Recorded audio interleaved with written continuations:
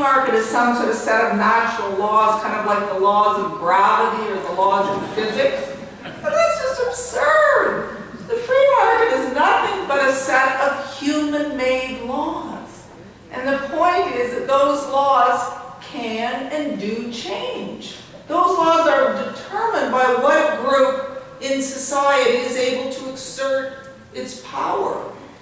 And, you know, back in that early post-war era, more Canadians had more income and therefore more economic power and were able to play a more effective role in shaping the laws. Now, what's happened in recent years as corporations have become richer and more politically dominant, what you have is a situation where they have effectively overhauled the laws, both domestically and internationally, in ways that benefit themselves. But the point is, here's the key point, it doesn't have to be that way. Those laws can change.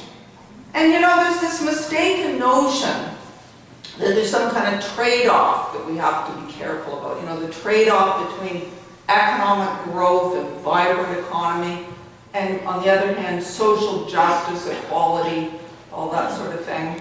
But that trade-off is completely false. It does not exist. There is no such thing as that trade-off. And that was what was illustrated very clearly in that early post-war period in Canada.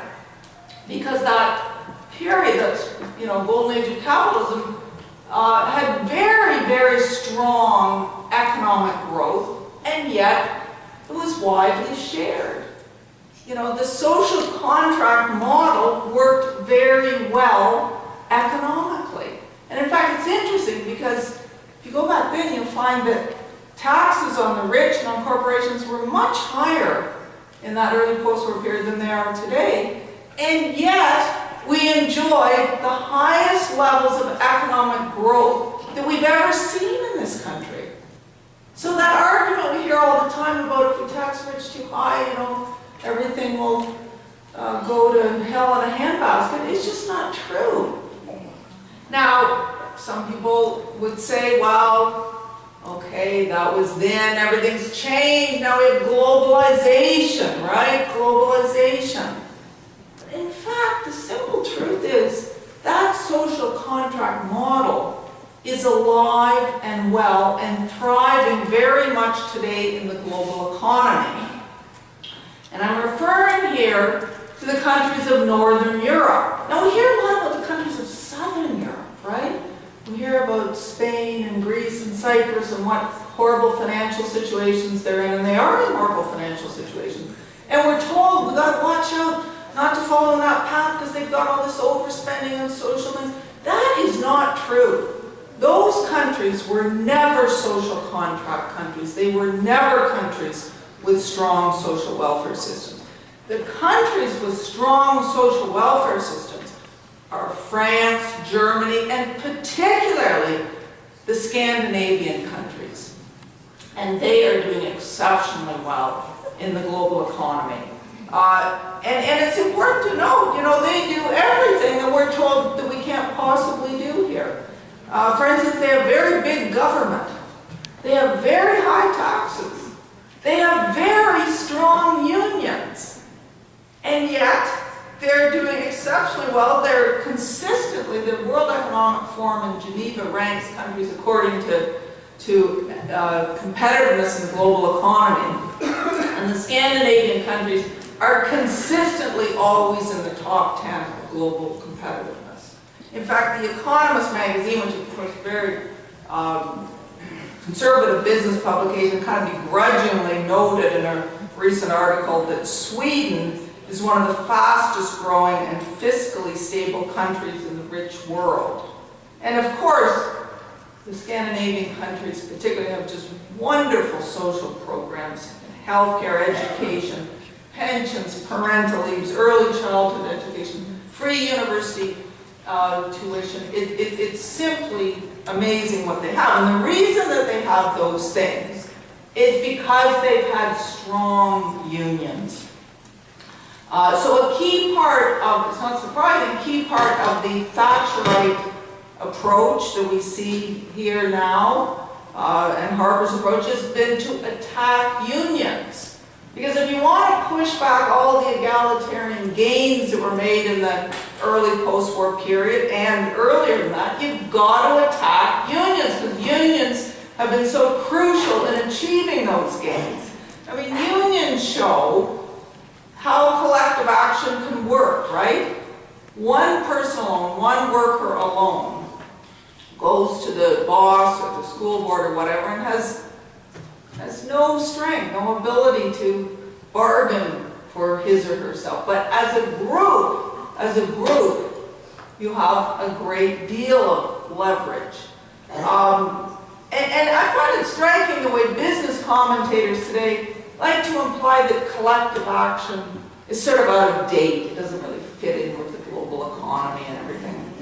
I mean, they concede, oh yes, that, unions and collective action, they were important to win the 8-hour day and the weekend and things like that, but we sort of don't need them anymore. Which is really ironic when you think that even things like the 8-hour day and the weekend are effectively under attack by business and conservative forces today. I mean, it really strikes me as ironic that business scoffs at the whole nature of collective action, when it comes to unions, but when it comes to business, they understand the power of collective action.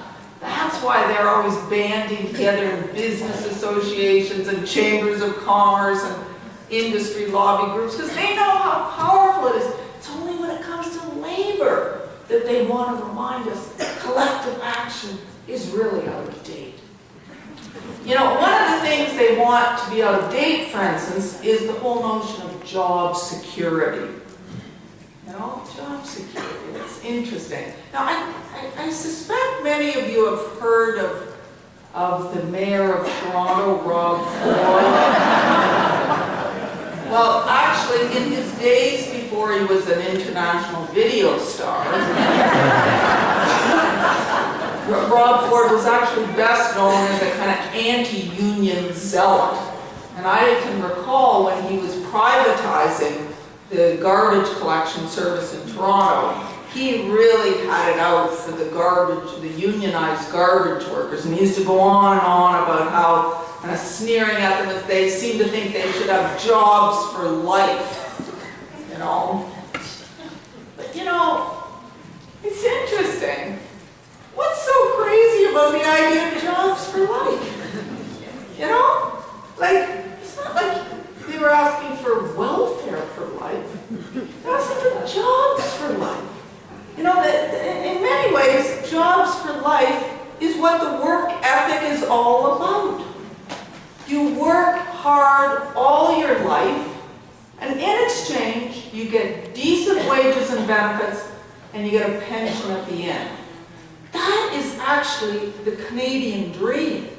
That is the middle-class dream. And it's about the work ethic and the dignity of labor. And the right wing and conservatives want to take that away. They want to change jobs for life into jobs for the moment, at their convenience. And obviously we want to resist that very fiercely, because this is a huge assault on working people. And of course what they try and do is divide workers. They try and pit the union workers against the non-union, the public sector against the private sector, temporary workers against full-time workers.